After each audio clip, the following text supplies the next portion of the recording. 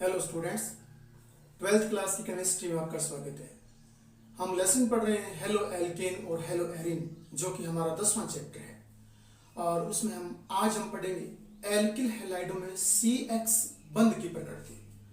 तो CX बंध की प्रकृति देखिए, पहले हेडिंग लिख लेते हैं हम कि एल्किल हैलाइडों में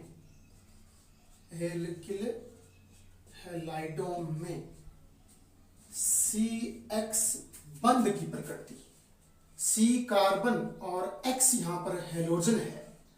तो हैलोजन को हम देखेंगे विद्युत ऋणता के क्रम में। तो एल्किल हैलाइडों में CX बंध की प्रकृति इस पर हम पढ़ते हैं। एल्किल हैलाइड एक सामान्य एग्जांपल, जैसे मैं आपके सामने यूं लिखूं, एक मिनट, अब आप समझ जाओगे कि ये एल्किल ग्रुप है और ये हैलोजन है। तो ये हैलोजन इस कार्बन के साथ जुड़ा हुआ है इस बंध से। तो ये कार्बन और ये हैलोजन, इस हैलोजन की विद्युत ऋणता हमेशा और इस कार्बन से अधिक होती है। रसायन विज्ञान में इस हैलोजन की विद्युत ऋणता हमेशा इस कार्बन से अधिक होती है। तो ये हैलोजन और इस बंध के इलेक्ट्रॉन को अपनी ओर खींचेगा। हालांकि ये बंध एट प्रेजेंट में बोलूं तो सहज संयोजक बंध है। ये याद रखना, जो इलेक्ट्रॉन की साझेदारी से बना हुआ है। तो इसकी ऋणता अधिक होने से और ये हैलोजन बंध के इलेक्ट्रॉन को अपनी ओर खींच लेगा, जिससे इस कार्बन पर तो आंशिक धनावेश आ जाएगा और इस हैलोजन पर आंशिक ऋणावेश आ जाएगा। क्योंकि हैलोजन की ऋणता अधिक है तो बंध के इलेक्ट्रॉन को अपनी ओर खींचेगा। तो ये बंध के इलेक्ट्रॉन को अपनी ओर ले जाने से इस पर तो आंशिक, मैं बोलूंगा, ऋणावेश आ जाएगा, आंशिक ऋणावेश। और ये इलेक्ट्रॉन इसको दे देगा तो इस पर आंशिक धनावेश आ जाएगा। इसे हम निशान को डेल्टा बोलते हैं, डेल्टा प्लस और डेल्टा माइनस, जिसे हम कहते हैं आंशिक धनावेश और आंशिक ऋणावेश। तो अब इसी बारे में हमें पढ़ना है। तो हम जब बोर्ड की परीक्षा में हमसे पूछे कि एल्किल हैलाइडों में CX बंध की प्रकृति को समझाइए, तो आपको एक विस्तृत व्याख्या करनी है और व्याख्या में बता रहा हूं आपको किस प्रकार लिखनी है। आप यूं बोलोगे कि एल्किल हैलाइडों में हैलोजन परमाणु की विद्युत ऋणता कार्बन परमाणु से अधिक होती है, इसलिए हैलोजन परमाणु बंध के इलेक्ट्रॉन को अपनी ओर खींच लेता है, जिससे हैलोजन परमाणु पर तो आंशिक ऋणावेश आ जाता है और कार्बन परमाणु पर आंशिक धनावेश आ जाता है। और इस कारण दोनों के मध्य का बंध ध्रुवीय हो जाता है, पोलराइज्ड हो जाता है। दोनों के मध्य का बंध ध्रुवीय होने का अर्थ है विकृत होना, टेढ़ा मेढ़ा होना, जो कि अपने स्ट्रेट फॉर्म में, सीधी अवस्था में अब वो सीधा नहीं रह पाता है, बल्कि विकृत हो जाता है, टेढ़ा मेढ़ा हो जाता है, जिसे हम कहते हैं बंध की ध्रुवीय प्रकृति। तो हैलोजन की ऋणता अधिक होने की वजह से और बंध ध्रुवीय हो जाता है। फिर हम एक खास बात ये भी पढ़ते हैं, आपने आवर्त सारणी पढ़ी है, तो व्याख्या में हम यहाँ एक बात और लिखेंगे, और वो ये कि हम जानते हैं कि आवर्त सारणी में जो ये फ्लोरीन, क्लोरीन, ब्रोमीन, आयोडीन, ठीक है ना, हालांकि मैंने परमाणु लिखे हैं, अणु नहीं लिखे हैं, तो फ्लोराइड, क्लोराइड, ब्रोमाइड, आयोडाइड, या फिर बोलूं फ्लोरीन, क्लोरीन, ब्रोमीन, आयोडीन, ये एक वर्ग है, हैलोजन का वर्ग है। इस वर्ग में ऊपर से जब हम नीचे की तरफ जाते हैं तो आप जानते हो परमाणु क्रमांक बढ़ता है।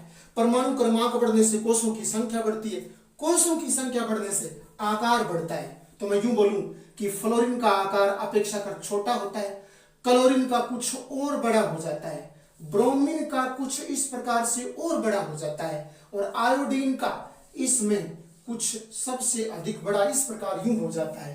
तो कोषों की संख्या बढ़ने से और आकार बढ़ जाता है। अब ध्यान देने वाली बात यह है कि फ्लोरीन का आकार अपने वर्ग में सबसे छोटा है, तो यानी आयोडीन से छोटा है, तो इसकी विद्युत ऋणता का मान सर्वाधिक होगा।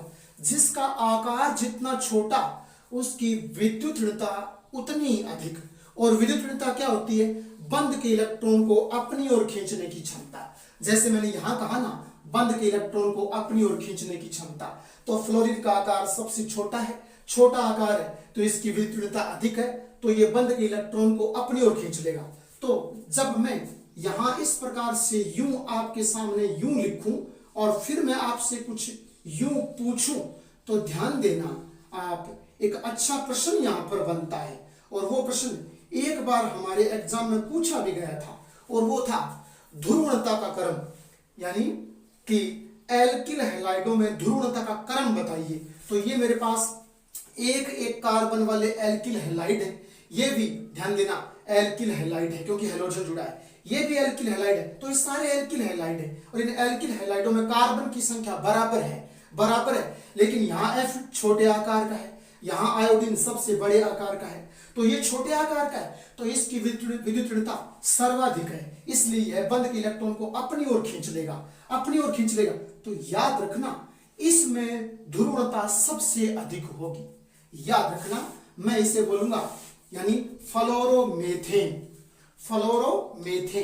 जो कि एक एल्किल हैलाइड है। फ्लोरोमेथेन, क्लोरोमेथेन, ब्रोमोमेथेन, आयोडोमेथेन, और इनमें इसकी ध्रुवणता सबसे अधिक होगी, यानी इस बंध में ध्रुवणता सबसे अधिक आएगी, इस बंध में ध्रुवणता सबसे कम आएगी। इस कार्बन और इस आयोडीन के बीच में बॉन्ड है, इसमें ध्रुवणता सबसे कम आएगी। इसमें कार्बन और फ्लोरीन के बीच में जो बॉन्ड है, इसमें ध्रुवणता सबसे ज्यादा आएगी। क्यों?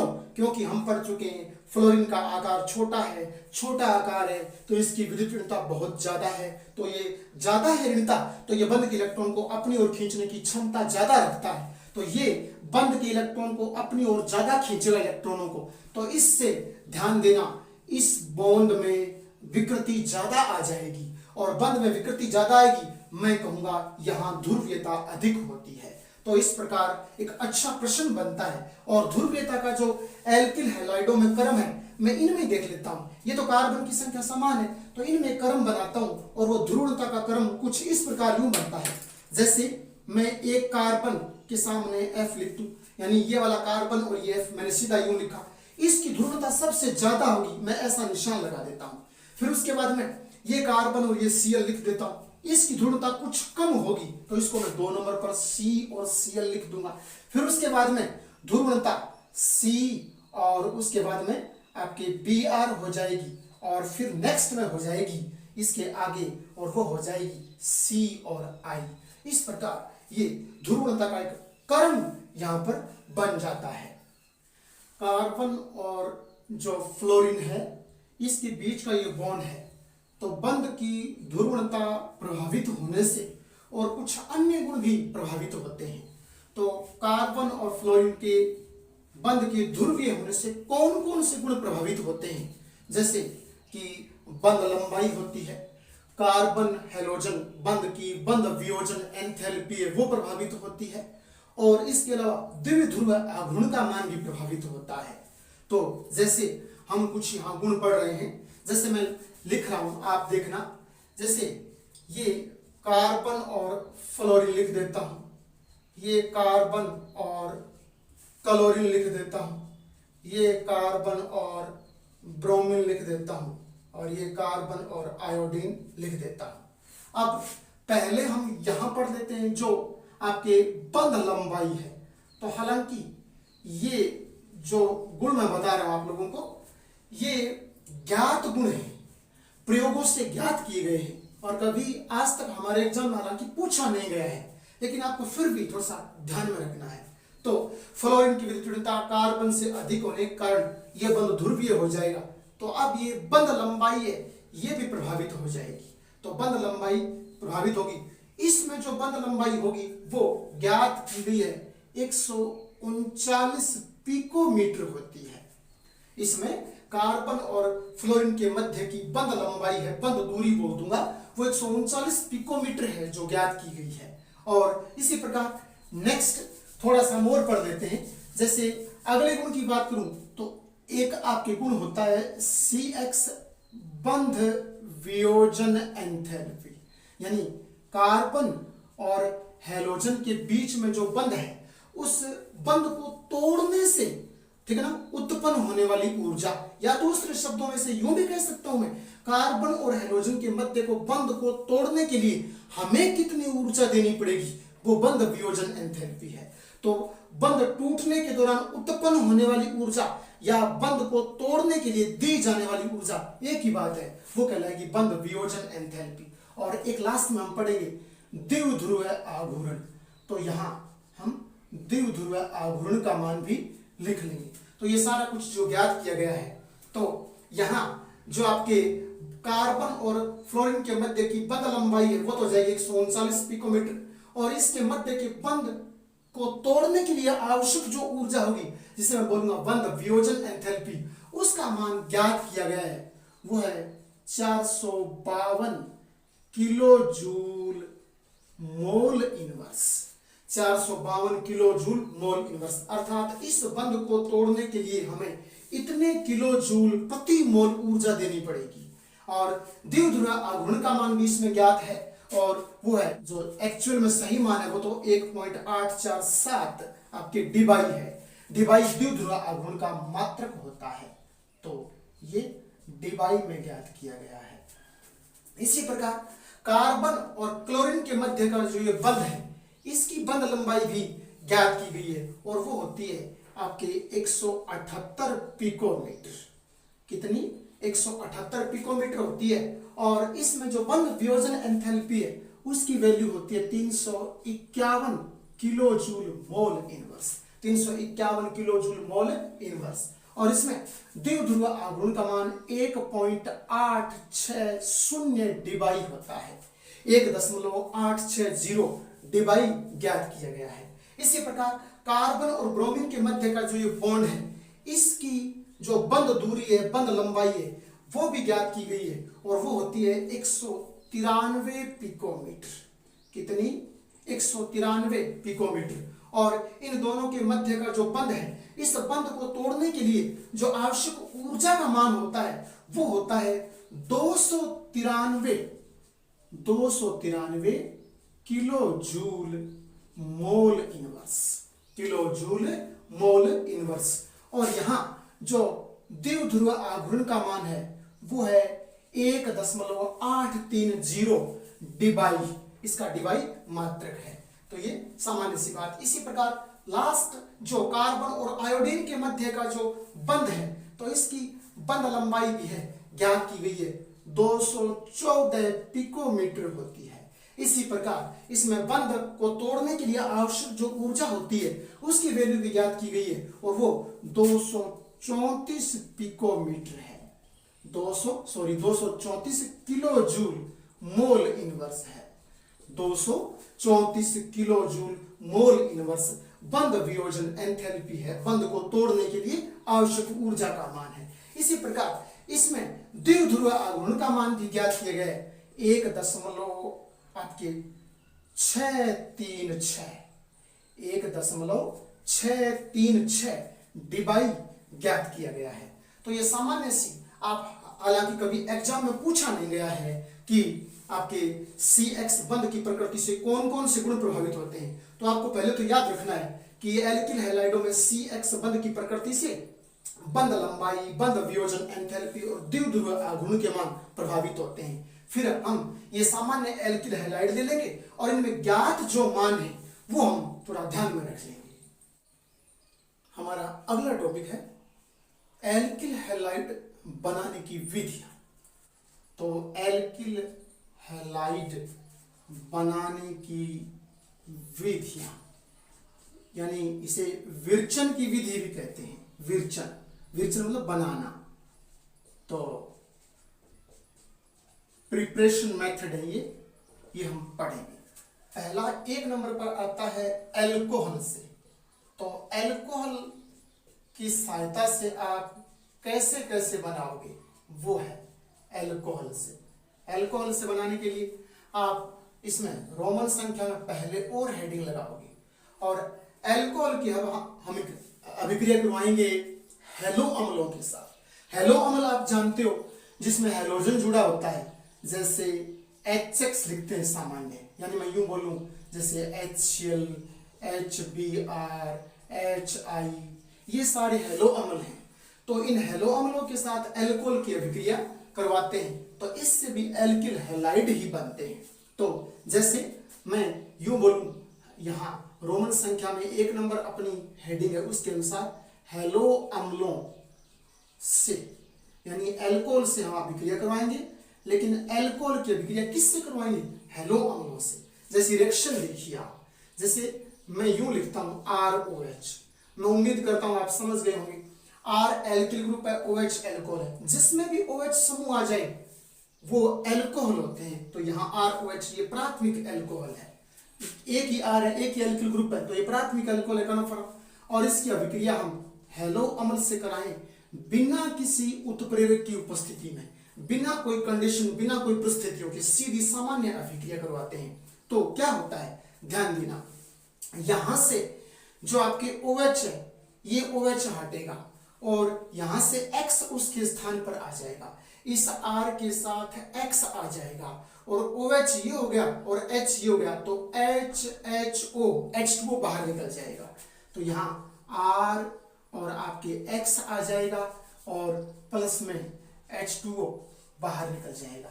तो अब ये RX क्या है? एल्किल हैलाइड ही तो है, एल्किल हैलाइड है। अगर आपको ये अभिक्रिया यूं ना समझ आई तो मैं सामान्य अभिक्रिया यूं लिख देता हूं, जैसे CH3OH, यानी R के स्थान पर CH3, OH का OH, प्लस जैसे मैं यहाँ HX है मैं यहाँ HCl कर देता हूं आपको समझाने के लिए, ठीक है ना। अगर इस अभिक्रिया में समझ नहीं आया तो ये देखिए आप, अब क्या होगा, ये Cl है ये आ जाएगा इस OH के स्थान पर, तो OH को हटा देगा, वहां Cl आ जाएगा, तो CH3 के साथ Cl, तो मैं लिखूंगा CH3 के साथ Cl।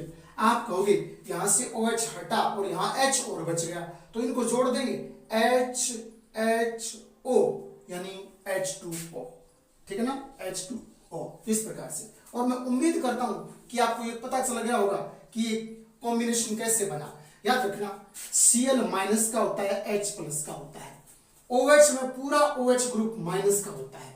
तो अब ध्यान देना, बताना CH3 के साथ यहां से तो Cl आ गया, तो CH3 के साथ Cl आ गया, मैंने लिख दिया। अब आप कहोगे यहां पर H प्लस का बच गया, OH माइनस का, तो प्लस वाला माइनस के साथ ऐड हो रहा है तो H2O बन जाएगा। इस प्रकार से ये हेलो अम्लों से हो गई। फिर हम 2 नंबर पर बात करते हैं ल्यूकास अभिकर्मक से।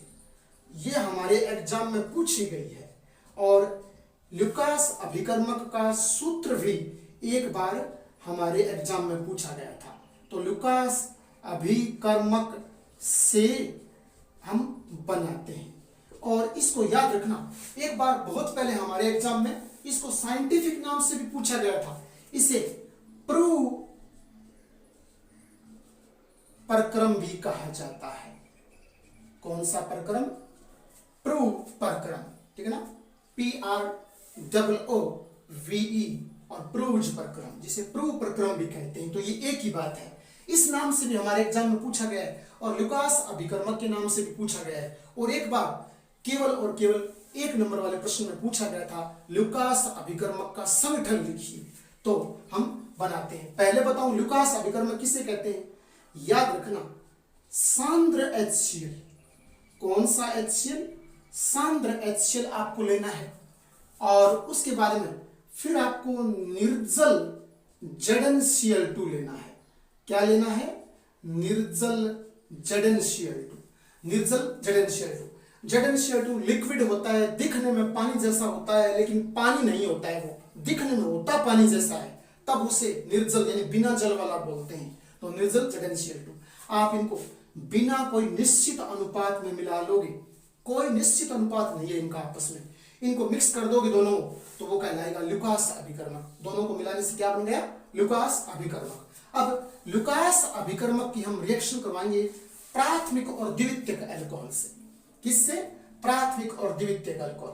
मैं पहले यूं लिखता हूं CH3 CH2OH। बताओ एथेनॉल यानी प्राथमिक एल्कोहल है, इसमें एक ही एल्किल ग्रुप है तो ये प्राथमिक एल्कोहल है। और आप ध्यान देना ल्यूकास अभिकर्मक 2 पदार्थों का संगठन है, मिश्रण है, तो रिएक्शन में कैसे लिखोगे? याद रखना जिसकी मात्रा अपेक्षाकृत ज्यादा होती है, थोड़ी सी ज्यादा दूसरे की तुलना में, उसे हम अभिकर्मक के पास में लिखते हैं। यहां सांद्र HCl अपेक्षाकृत थोड़ा सा ज्यादा लिया जाता है, ज्यादा सा मामूली सा ज्यादा लिया जाता है, इतना ज्यादा तो नहीं, मामूली सा। और एरो पर हम लिखते हैं निर्जल ZnCl2। एरो पर क्या लिखते हैं? निर्जल ZnCl2। अब मैं उम्मीद करता हूं समझ आ गया होगा कि सांद्र HCl और निर्जल ZnCl2 को मिला देते हैं तो बनता है लुकास अभिकर्मक, और इसमें सांद्र HCl की मामूली सी अधिक मात्रा होती है ZnCl2 की तुलना में, थोड़ी सी अधिक। तो ये अधिक वाला तो अभिकर्मक के साथ लिखा जाता है, जिसकी मात्रा कम होती है उसे एरो पर लिखते हैं। और अब रिएक्शन करवाते हैं। तो रिएक्शन में ध्यान देना, Cl माइनस का है, H प्लस का है, तो ये Cl तो आ जाएगा इस OH के स्थान पर, तो CH3 CH2 Cl बन जाएगा।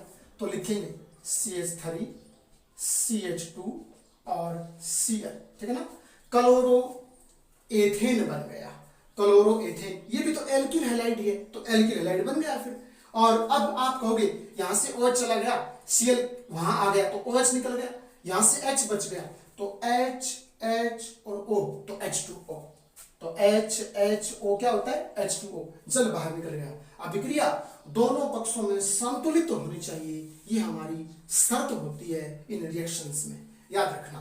तो ये प्राथमिक एल्कोहल्स की हो गई। अब एक द्वितीयक एल्कोहल की अभिक्रिया और करवाता हूं। द्वितीयक एल्कोहल बनाओ आप तो कुछ यूं बनाना, ठीक है ना। CH3 दो बार कर लेना और एक OH कर लेना। एक कार्बन पर दो एल्किल ग्रुप है, OH जुड़ा है, जिस कार्बन पर OH लगा है उसी कार्बन पर दो एल्किल ग्रुप है। कन्फर्म याद रखना कि द्वितीयक एल्कोहल है, द्वितीयक एल्कोहल। थोड़ा सा इसे ऊपर लिखता हूं, थोड़ा सा ऊपर लिखता हूं, तो CH3 यहां कर लेता हूं और यहां CH और यहां CH3 और OH यहां। ये द्वितीयक एल्कोहल है। एक कार्बन पर जिस पर OH लगा है उसी कार्बन पर दो एल्किल ग्रुप है, द्वितीयक एल्कोहल है। और इसमें भी आप याद रखना सांद्र HCl तो यहां आ जाएगा और निर्जल ZnCl2 एरो के ऊपर आ जाएगा, निर्जल ZnCl2 एरो के ऊपर आ जाएगा। वही प्रोसेस होगी कौन से वाली कि ClOH के स्थान पर आ जाएगा। तो आप क्या करोगे? CH के साथ Cl कर दोगे और दो एल्किल ग्रुप CH3 यहां जोड़ दोगे, ठीक है ना। ये द्वितीयक एल्किल हैलाइड बन गया। वहां प्राथमिक एल्कोहल से प्राथमिक एल्किल हैलाइड बना, द्वितीयक एल्कोहल से द्वितीयक एल्किल हैलाइड बन जाएगा। और यहाँ ClOH के स्थान पर आ गया तो यहाँ H बच गया, यहाँ OH बच गया। तो मैं बोलूंगा जल का अणु बाहर निकल गया, जल का अणु ऐसे लगा देंगे। दोनों पक्ष, ठीक है ना, संतुलित हैं। इस प्रकार से प्राथमिक और द्वितीयक एल्कोहल की अभिक्रिया जब हम लुकास अभिकर्मक से कराते हैं तो दोनों में ही एल्किल हैलाइड बनते हैं। लैंग्वेज हमें हमारे एग्जाम में जरूर लिखनी है, जो कि आपको नोट्स में मैं प्रोवाइड करवा दूंगा।